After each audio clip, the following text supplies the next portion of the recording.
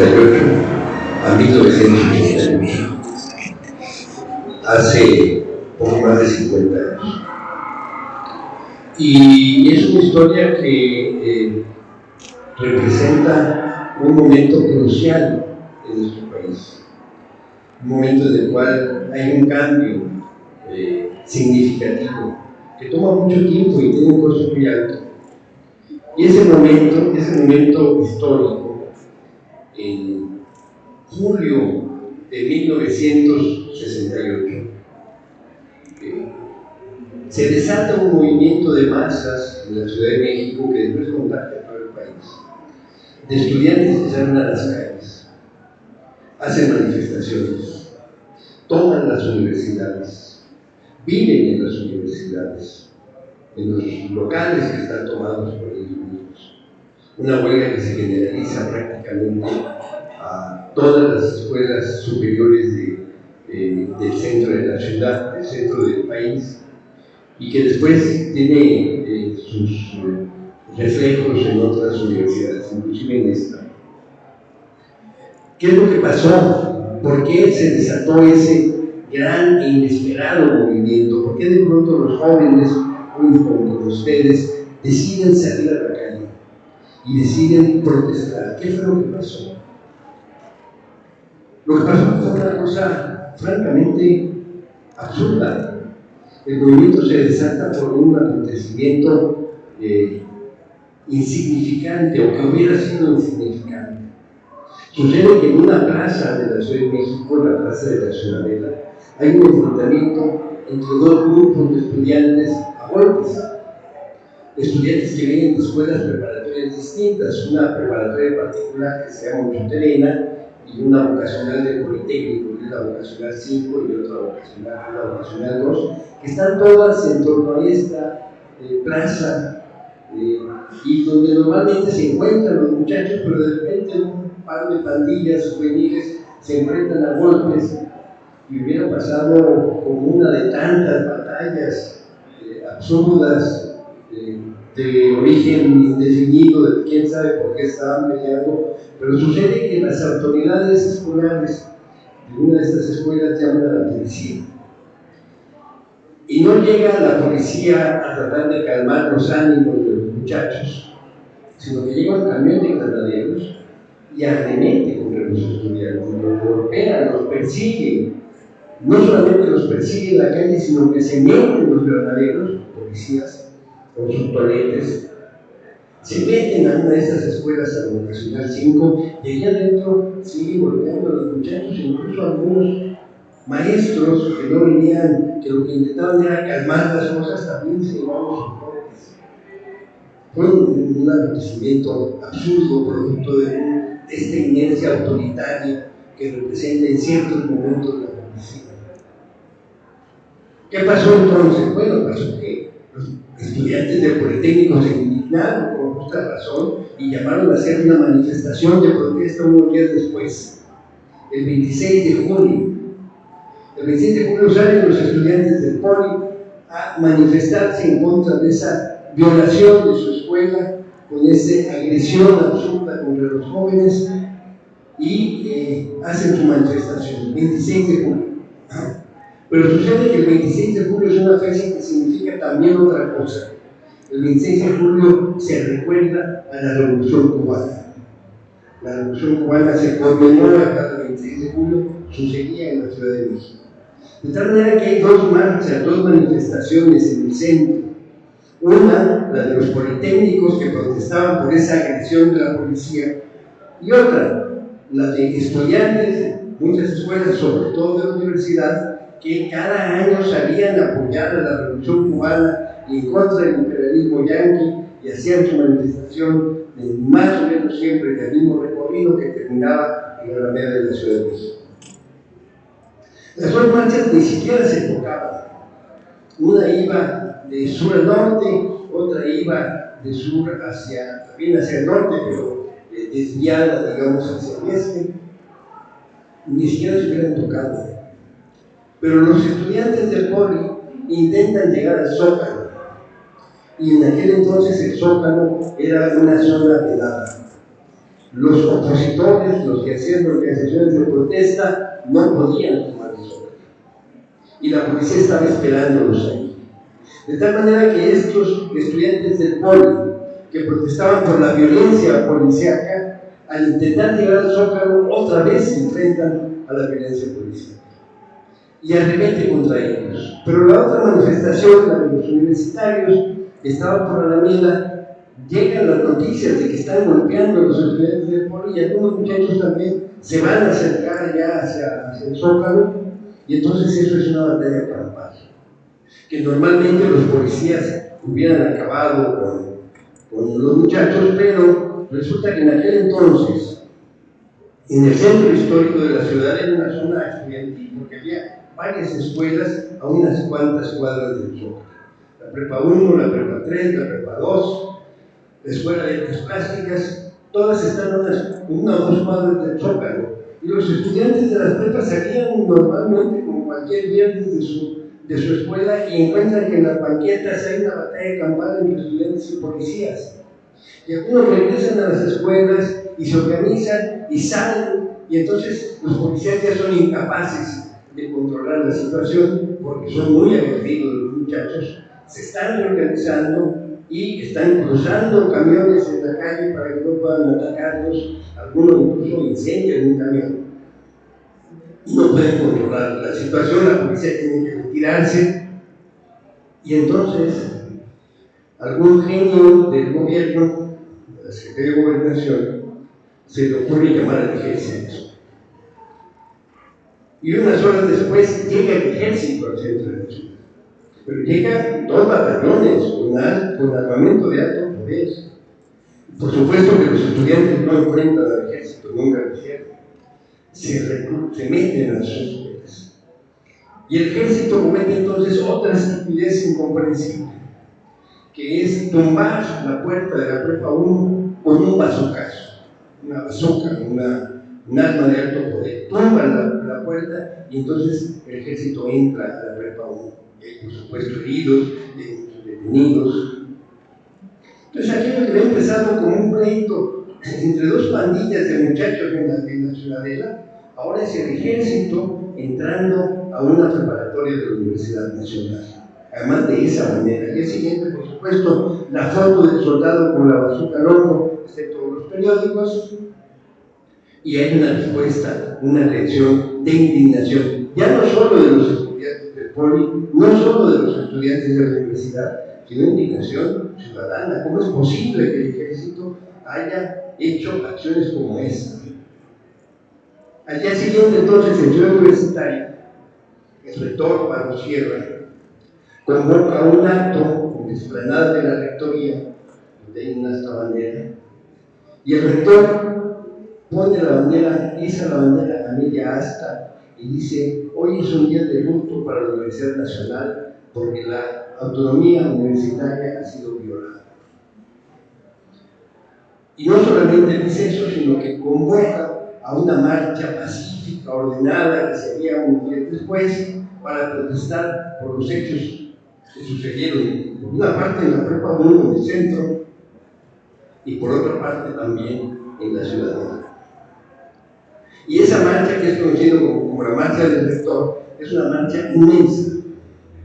Salen los estudiantes, la encabeza el rector, y en la primera plana van autoridades universitarias, directores de escuelas y facultades.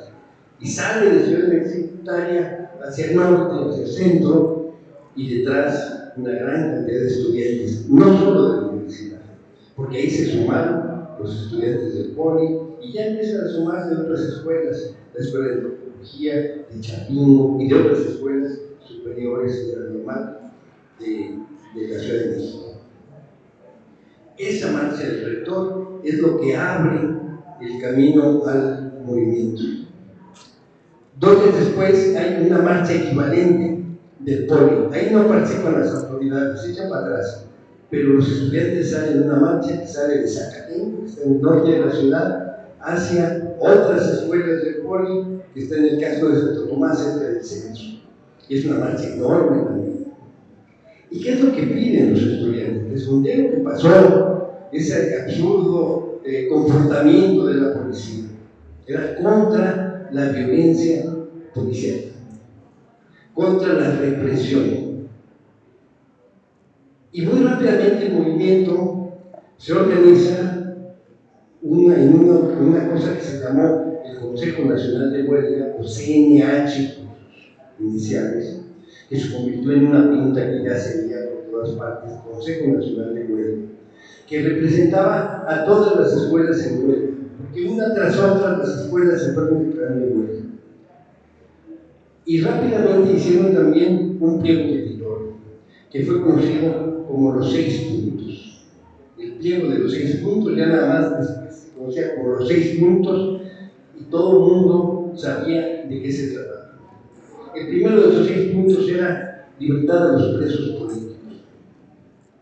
Y decir presos políticos en aquel año era no solamente hablar de los estudiantes que habían sido detenidos unos días antes en el acto de la Ciudadela o en el enfrentamiento del centro histórico, sino sobre todo significaba libertad a los líderes ferrocarrileros que estaban en la cárcel desde 10 años atrás, desde que el movimiento ferrocarrilero de 1958 fue reprimido en el 59 y fueron detenidos muchos obreros, muchos trabajadores ferrocarrileros y metidos a la cárcel.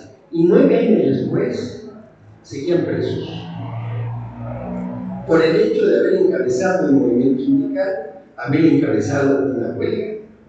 Y en ese momento, por cierto, el principal líder ferrocarrilero, que se llamaba Demetrio Vallejo, se había puesto en huelga de hambre en la cárcel de Lecumberri. Entonces, la primera demanda de libertad de presos políticos era no solo por los actos de autoritarismo que se habían cometido unos días antes, sino por lo que había pasado durante muchos años.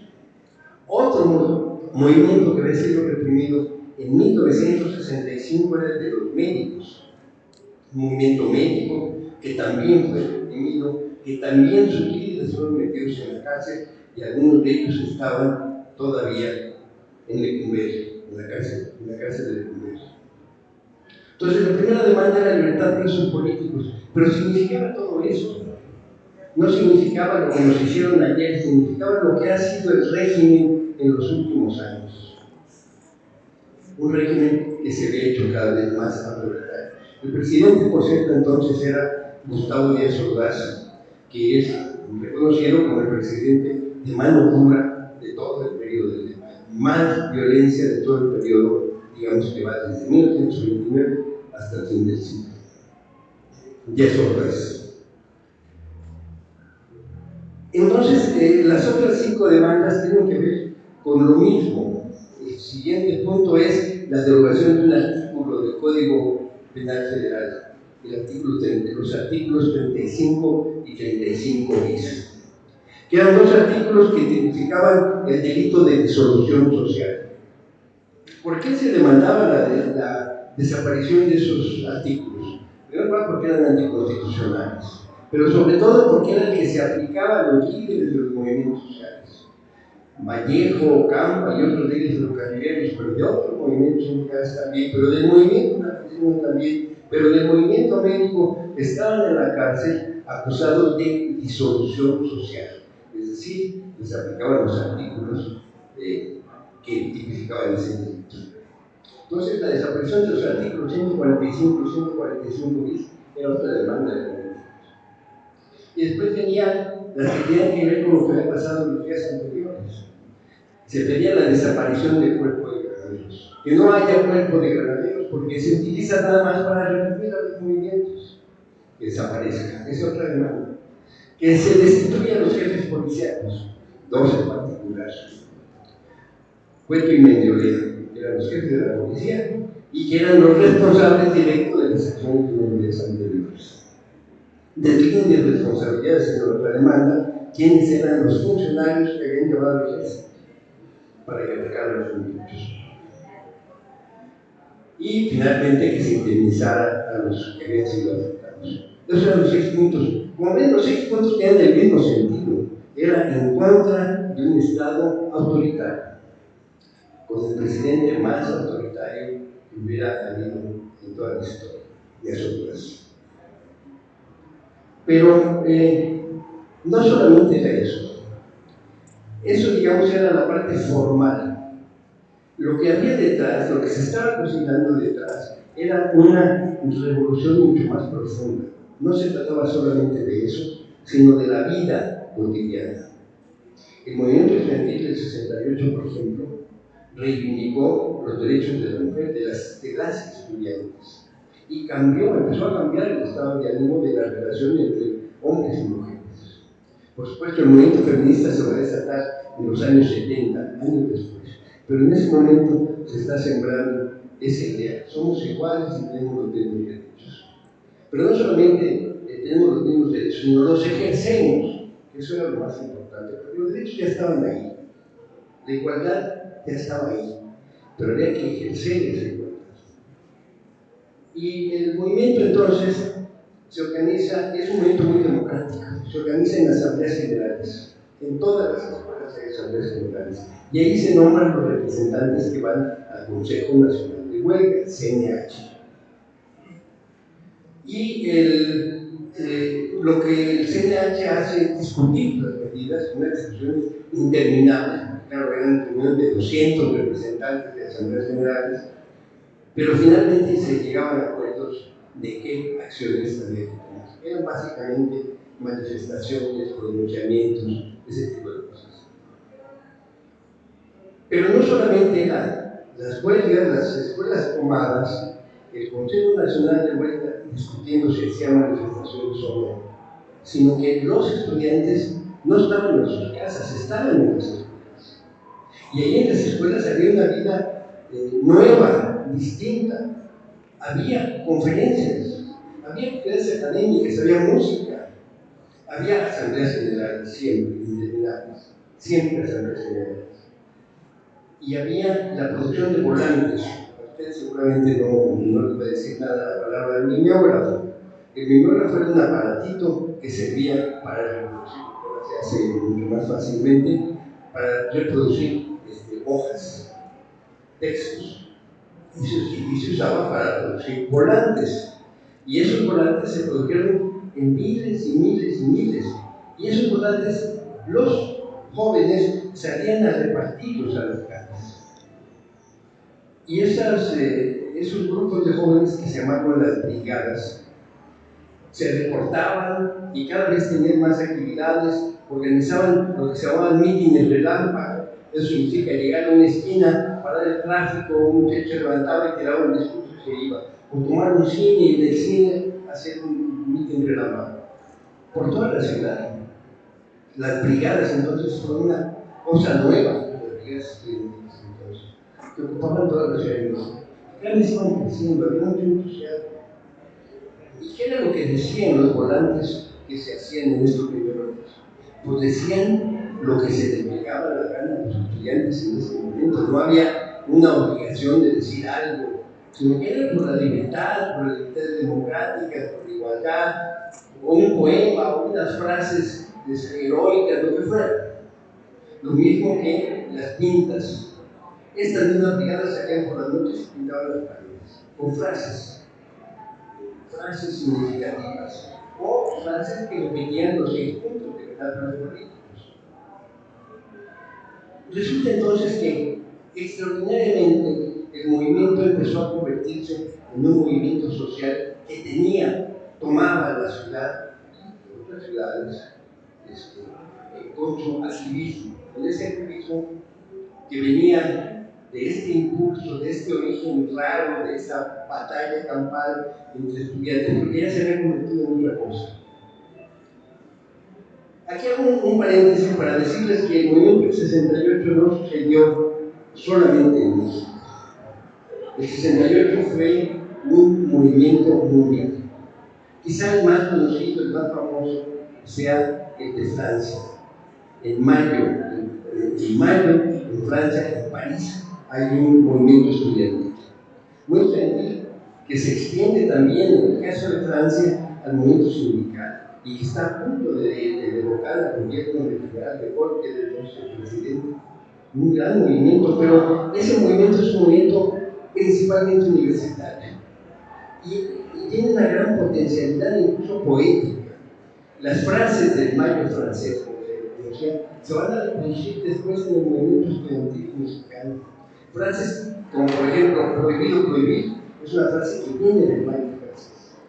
Se reproduce en México y en Estados Unidos y en otros movimientos que hay en Sudamérica y hasta en Japón hay un movimiento importante. En Europa Occidental, no solamente en París, sino también en Alemania hay un movimiento importante. Y en Estados Unidos. ¿Por qué subrayo Estados Unidos? Porque una cosa en común que van a tener todos estos movimientos, inclusive de México, era un contexto internacional marcado por una agresión imperialista en contra de Vietnam. Había una guerra en Vietnam. Del ejército más poderoso del mundo, de Estados Unidos, en contra de un pueblo campesino. Pero ustedes seguramente saben la historia, la guerra de Vietnam la perdió Estados Unidos.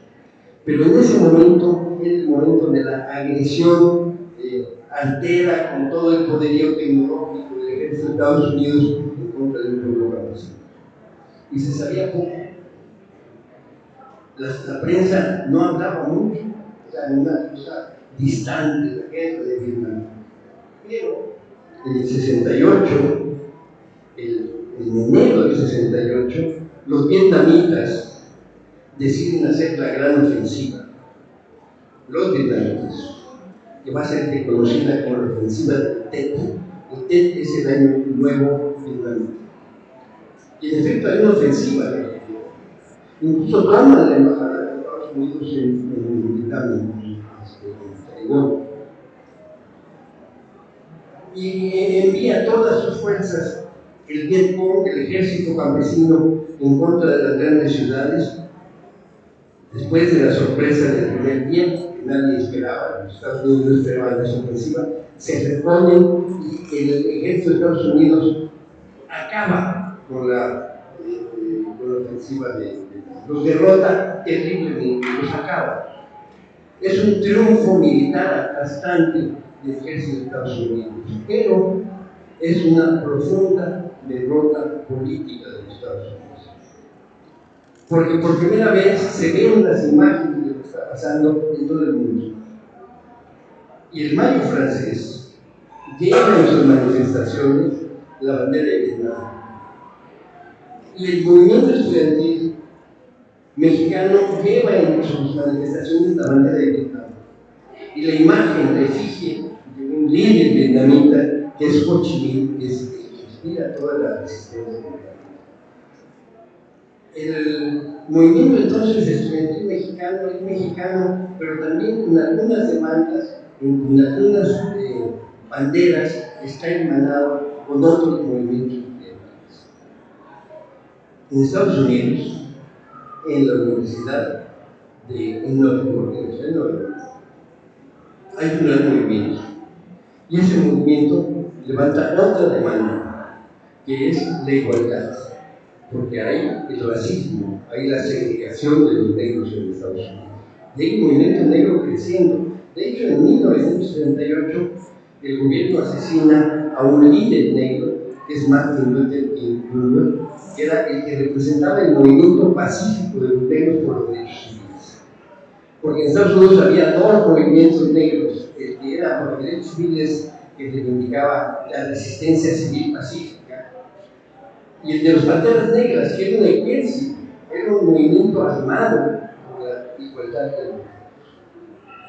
Bueno, el que asesina es al líder pacífico, al líder de los derechos civiles, a Martin Luther King. Y claro, se encienden las ciudades negras en los Estados Unidos, se encienden literalmente, toman edificios, los incendian, porque hay una gran indignación que ha pasado. Es 1968. Y en 1968 en las universidades hay otro movimiento en contra del reclutamiento para mandarlos a Vietnam. Ese Vietnam que acaba de ser ofensiva de Tet, que ahora ya todo el mundo vio en imágenes, incluso en televisión, lo que estaba pasando en todo el mundo. Estaban también muriendo jóvenes norteamericanos que eran reclutados a los 18 años. Era un reclutamiento forzoso. Todos los muchachos de esos países iban a ejército. Y si tenían suerte no los mandaban, si no tenían, acababan de entrar y regresaban mutilados, heridos o eran muertos. Entonces el movimiento estudiantil en Estados Unidos tiene una demanda adicional, que es que acabe el reclutamiento forzoso, que no los manden a morir por una guerra que no entienden ni quieren. Está el movimiento de los negros, está el movimiento estudiantil en contra del reclutamiento, y hay movimientos como el baile francés o como el que sucede en México. Es todo eso en 1960. En el caso de la Universidad de Nueva York, la Universidad de Columbia, que es una universidad privada, tiene además este mismo significado que tenía el baile francés. Toman la universidad, viven en la universidad. Y hay una nueva relación entre hombres y mujeres. Son momentos en que se está viviendo la libertad sexual, porque son los años en los que se empieza a utilizar la pastilla anticonceptiva, la píldora anticonceptiva.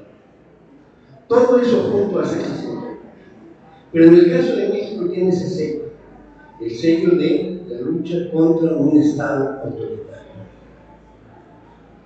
Es el paréntesis internacional que hice para regresar otra vez a México, en donde el movimiento está tomando la ciudad, las paredes están pintadas, las brigadas recorren toda la ciudad repartiendo volantes y haciendo mítines, y hacen grandes manifestaciones.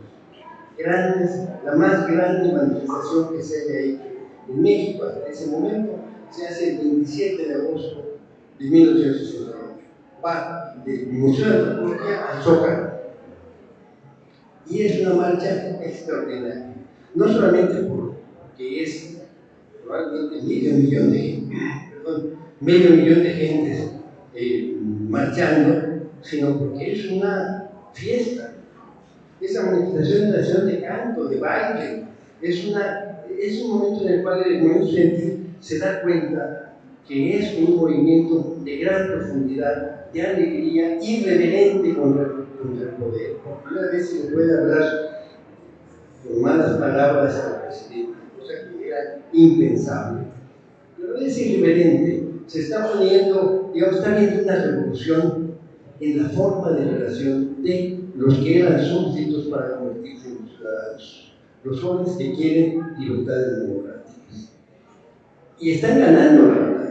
Desde julio hasta el 27 de agosto, es decir, un mes, han tomado la ciudad y han ganado la simpatía de los ciudadanos, y el gobierno está aparentemente cediendo, arrinconado hasta ese día, esa gran marcha. Empiezan a cambiar las cosas ahí. Porque el movimiento, los estudiantes deciden quedarse en el Zócalo, en una guardia permanente, para obligar al presidente Nelson Blas, que el día 1 de septiembre, en el informe presidencial, que era el gran día del presidente, obligarlo a que se detenga en el Zócalo y haya un diálogo público. Porque además de los 6 puntos había una condición, y era una exigencia, que era el diálogo público. Eso no es una cosa menor, porque lo que se estaba planteando era romper con una lógica de los movimientos sociales que acababan negociados por una cúpula, unos dirigentes que acababan siendo comprados o amenazados o encarcelados, y se acababa el movimiento.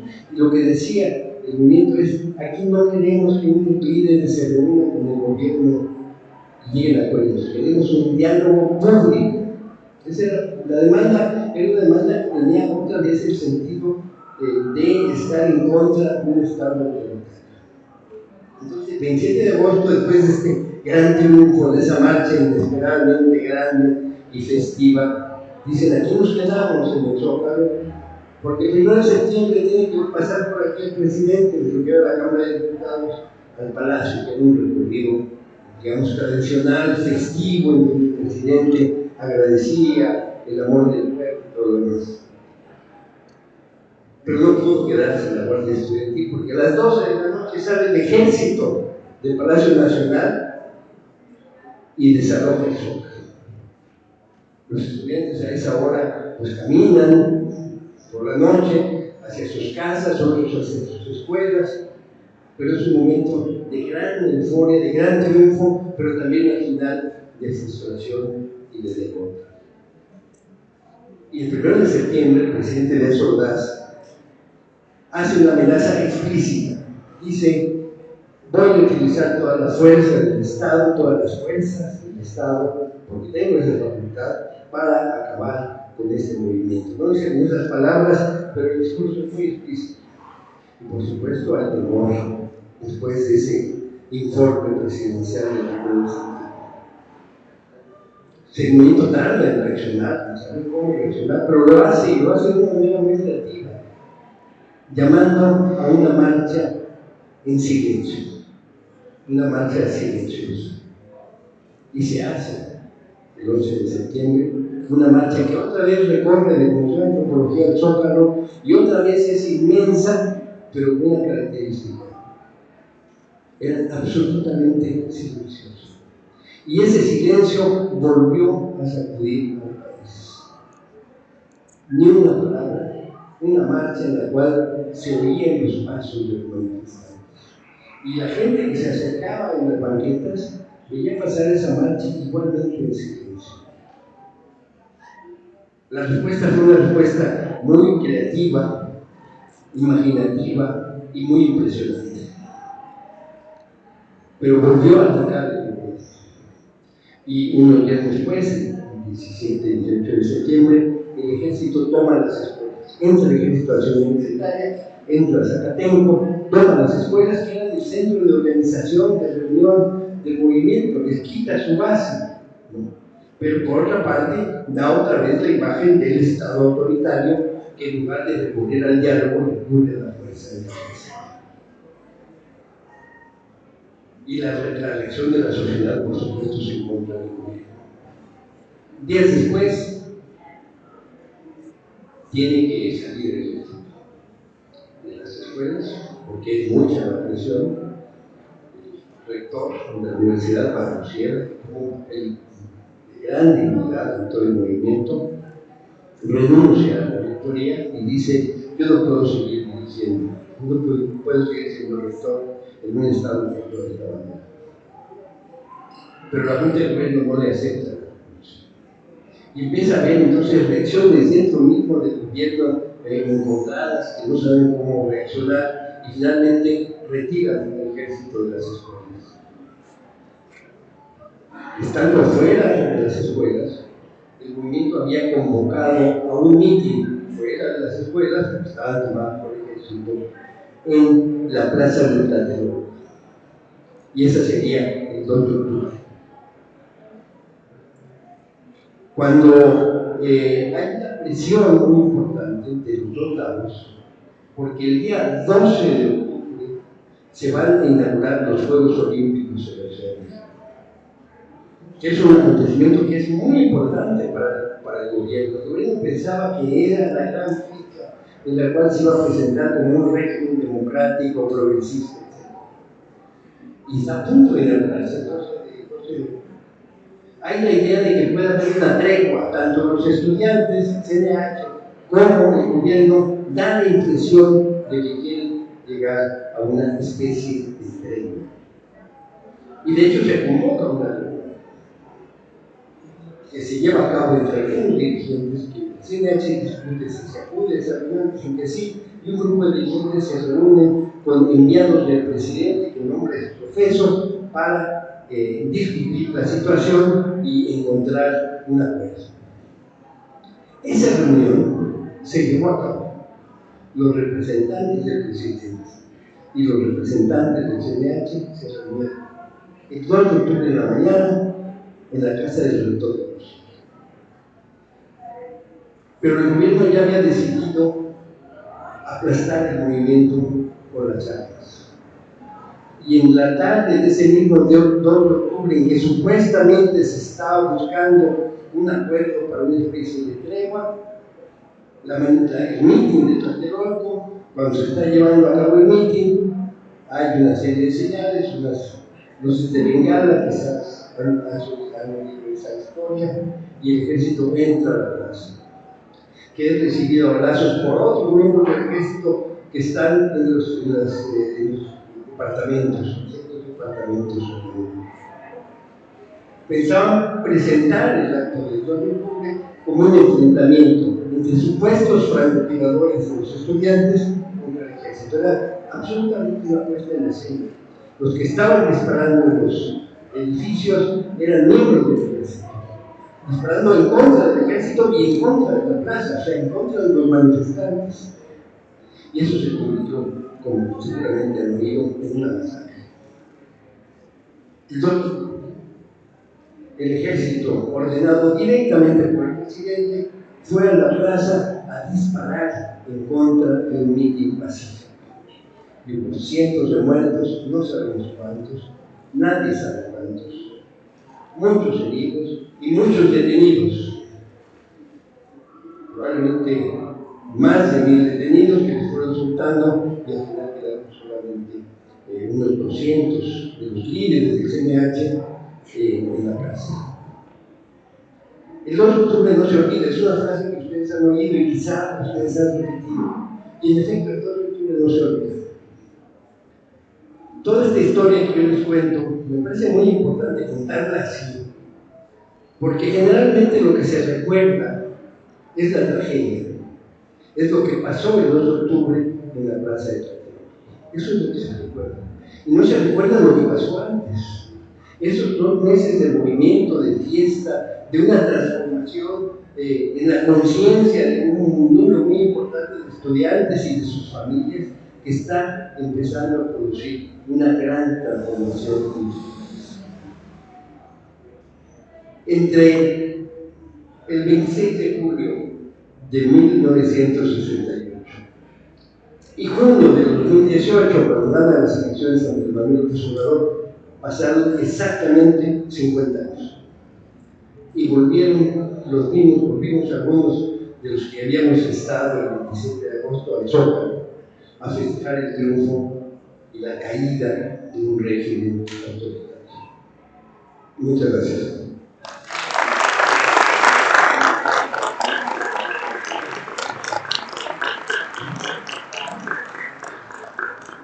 Bueno, muchísimas gracias por la charla magistral que nos hizo el historiador y académico. Y bueno, para agradecer y terminar el evento, ¿hay alguna duda o comentario o pregunta que quieran hacerle al historiador académico? Bueno, para cerrarlo, sí.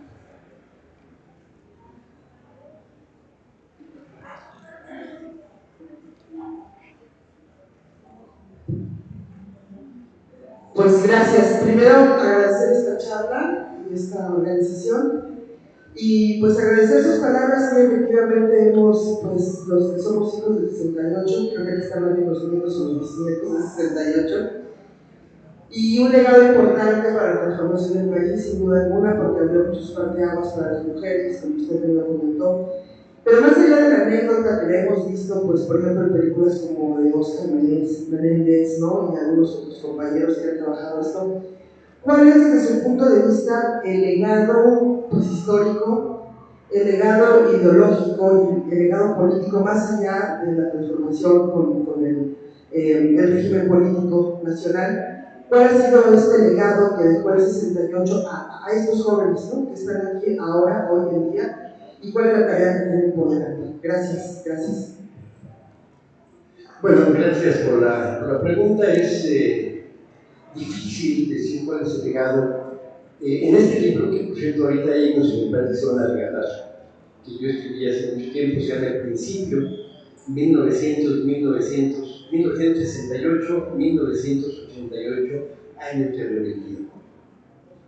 Y lo que cuenta en este libro, aparte de hacer un relato más breve que hice del 68, es lo que pasó después con esos estudiantes.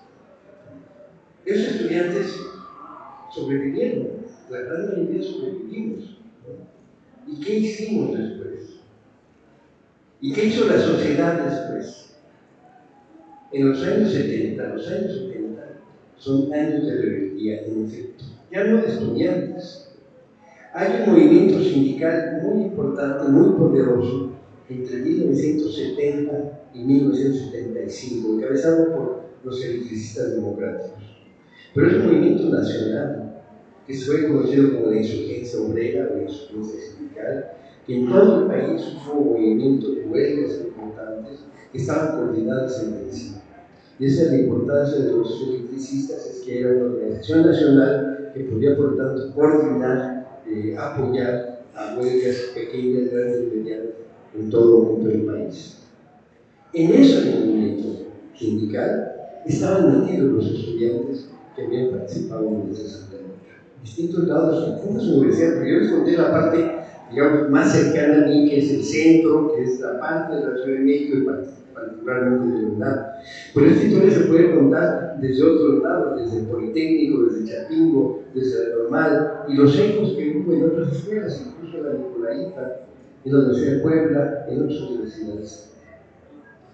Y esos estudiantes que participaron y que vieron la actitud del gobierno represiva, sobrevivimos y se convirtieron en activistas de otros movimientos. Los estudiantes entonces participan en el movimiento sindical de la insurgencia obrera, pero también los años 70 es un movimiento es un momento, es una década de un gran movimiento campesino, de tomas de tierras en todos en 20 estados de la República hay tomas de tierras en los campesinos. ¿Por qué?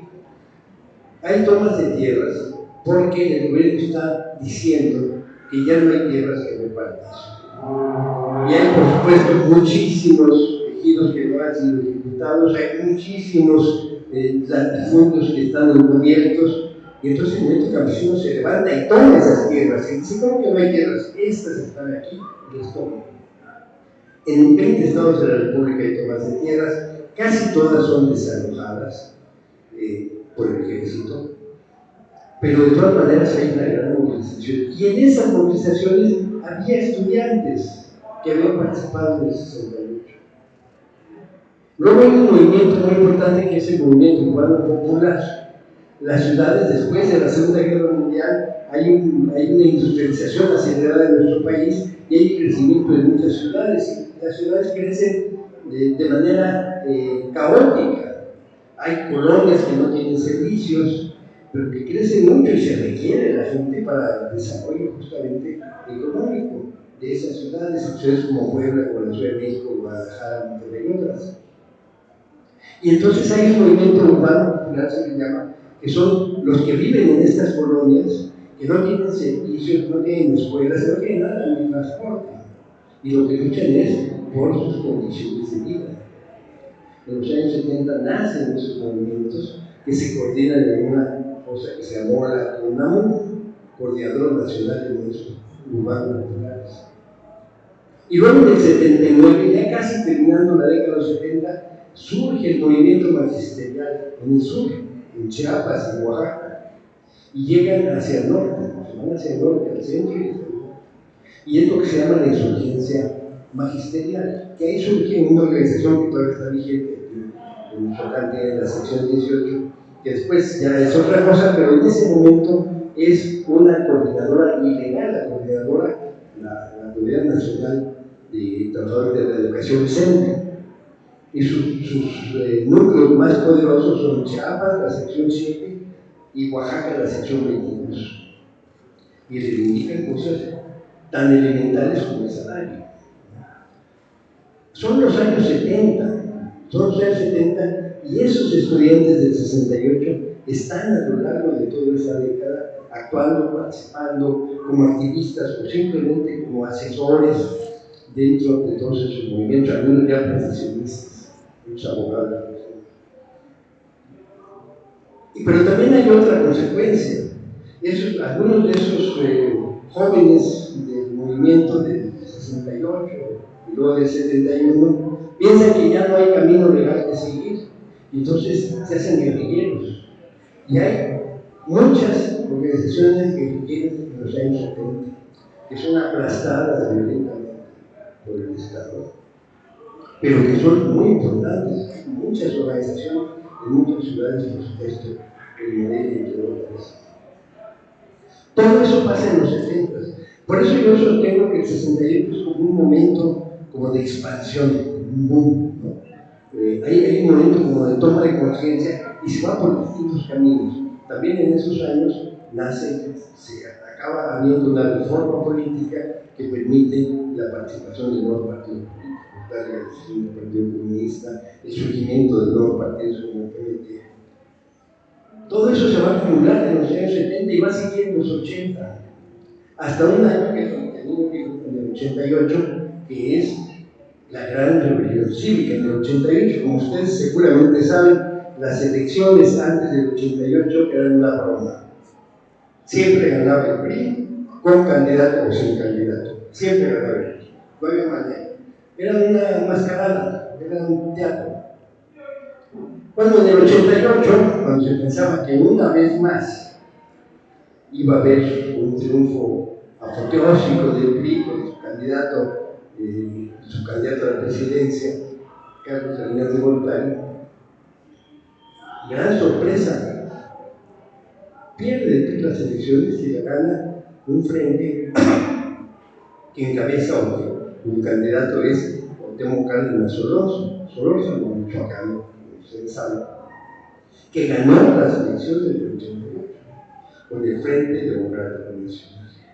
Que eran pequeños partiditos, francamente marginales todos, pero que en ese momento hay un auge de pueblo que dice ya basta y sale a votar por una vez y a cuidar la votación. Había habido una reforma política que manipulaba un poco las cosas y, oh sorpresa, en las elecciones del 88 empiezan a llegar los resultados de casillas y el resultado que ganaba iba creciendo la votación a favor de la oposición, del opositor de izquierda, hasta que sucedió la famosa caída del sistema. Dejaron de dar información y a la mañana siguiente, cuando ya hay otra vez la información, ya va ganando su primer.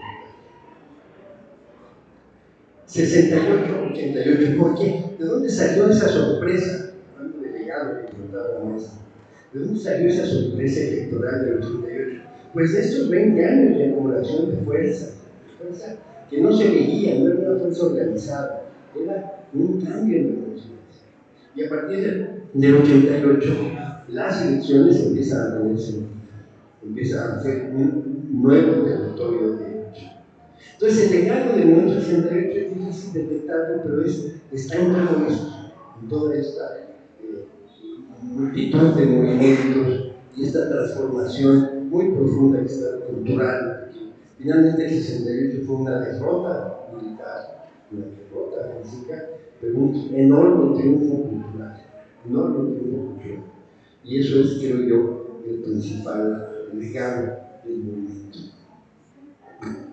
No sé si contesté su pregunta.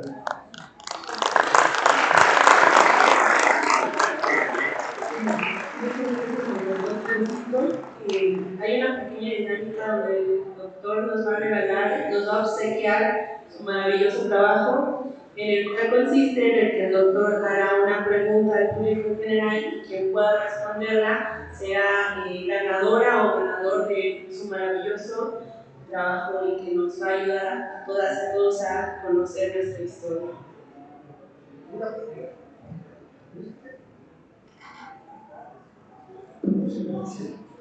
Bueno, traje unos libros para leer de este título para regalarles a ustedes y entonces propone que sea esta manera de regalarlos. Los que contesten una pregunta que estoy pensando ahorita, lo que se puede ser. En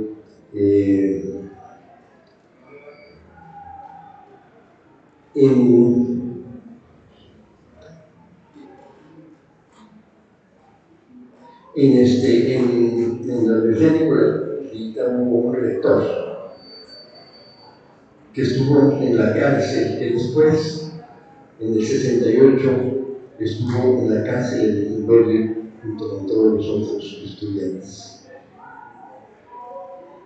Que digan quién es el nombre de ese rector. ¿Alguien lo sabe? No lo digas. ¿Sí lo sabes? ¿Alguien más sabe? Si nos permite, si lo permite, digo.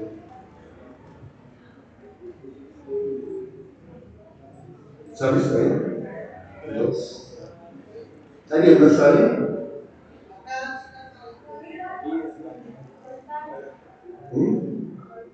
Sí, sí, sí.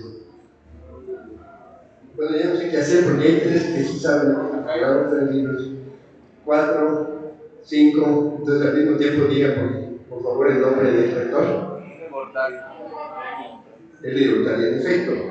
Fue rector de esta universidad y estuvo en la cárcel en el 68.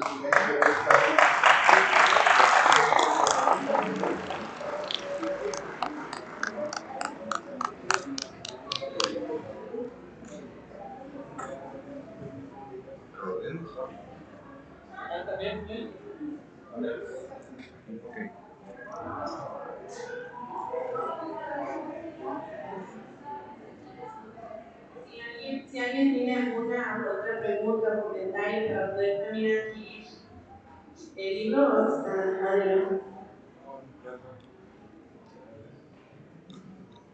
Maestro Francisco Pérez Arce, le reitero la bienvenida a esta que es nuestra Facultad de Derechos Sociales. En segundo lugar, felicitarlo por las luces, conocimientos que nos aporta en un tema que me parece que es imprescindible, que tiene que ver con la memoria histórica que tenemos como México, y que además, el 2 de octubre lo saben las compañeras y los compañeros, es una cicatriz que se mantiene. Por consiguiente, es muy conveniente fortalecer la parte histórica, porque alguna vez alguien dijo que la historia es la lucha del olvido contra la memoria.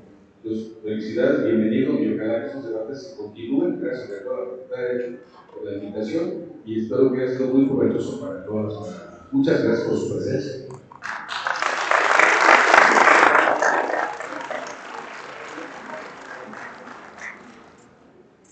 Con esto cerramos la presentación. Si me lo permiten, me gustaría hacer una pregunta al maestro, aprovechando que lo tenemos aquí. Gracias. Maestro, los jóvenes actual, los jóvenes de ahora, del 2025, del cual soy parte, ¿qué tenemos que aprender de aquellos jóvenes del 68, de ese gran movimiento? Y sobre todo también los movimientos juveniles de ahora, ¿qué debemos de aprender para no fallar a ese legado tan importante que nos ha dejado? Digo, eso de dar recetas pues, no es muy fuerte, pero yo diría que el atreverse a pensar de manera independiente, yo creo que esa es la obligación de los jóvenes, atreverse a desafiar las ideas dominantes, a desafiarlas, a decir no es cierto, a proponer cosas nuevas. Yo creo que eso es lo que ha hecho siempre la juventud, no en el 68, en distintos momentos históricos ha sucedido. El estudiantil ha tenido mucha fuerza en la segunda mitad del siglo XX, que es cuando ya realmente hay una educación de masas, ¿no? Y siempre ha habido una gran creatividad, atreverse a desafiar las ideas dominantes.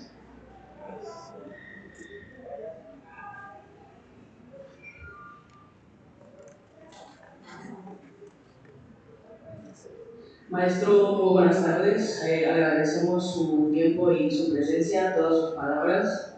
De corazón agradezco todo lo que nos puede ofrecer a todos nosotros como estudiantes.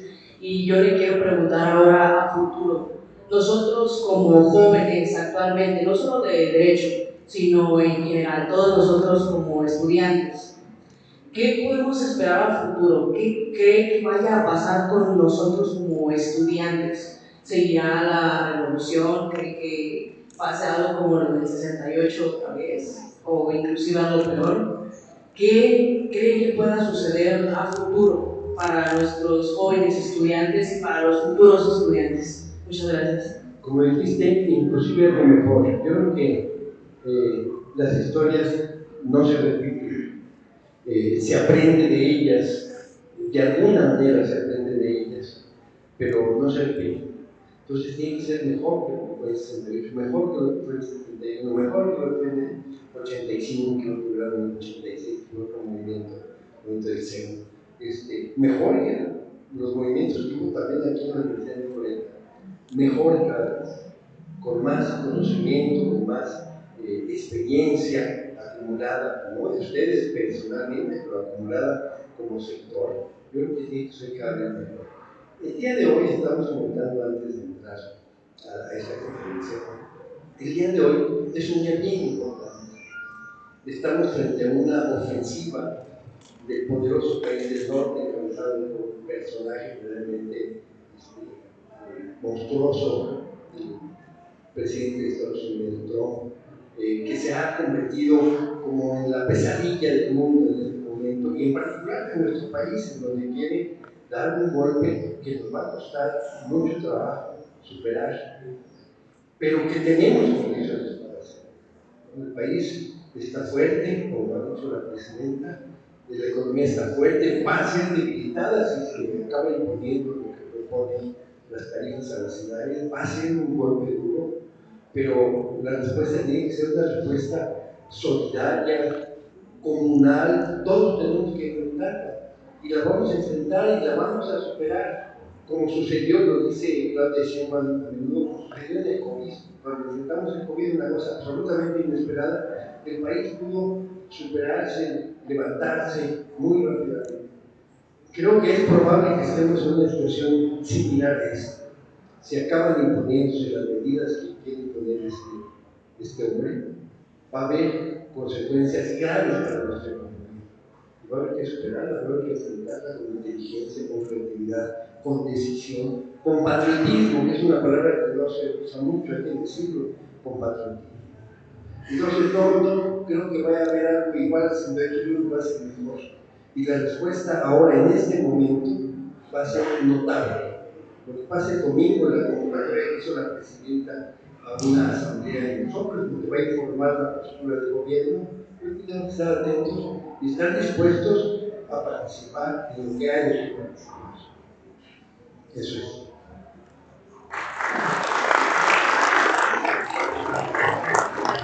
Y entonces, para poder defendernos contra las medidas del norte, debemos de tener la misma determinación que los antepasados en ese tiempo. La misma determinación o mayor, y con mucho mayor fuerza. Porque ahora sí creo que el pueblo de México en general, en particular los estudiantes de todo el país, están muy conscientes de lo que está pasando, y yo sí creo que hay patriotismo en ustedes y en todo el pueblo de México. Sí, la verdad, comparto gran parte de lo que dice. Yo creo que generalmente considero que todos deberíamos de compartir esto. Porque no podemos llamarnos jóvenes, estudiantes o quizás ciudadanos si no tenemos ese espíritu de libertad o ese espíritu de querer ser mejores, no solamente como personas, sino también como país.